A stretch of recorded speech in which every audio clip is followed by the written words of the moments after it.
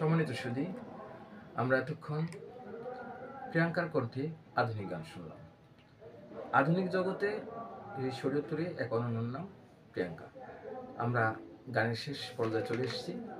আমরা এখন সেই মান্নাদের গাওয়া বিখ্যাত সেই গানটির মধ্যে দিয়ে আজকের এই আধুনিক অনুষ্ঠানটি সমাপ্তি করব। আপনারা ততক্ষণ আমাদের পাশেই থাকুন, ভালো থাকুন এবং প্রিয়াঙ্কার জন্য আমাদের শুভকামনা রইল। উত্তরোত্তর সে যেন আর অনেক দূরে এগিয়ে যায়।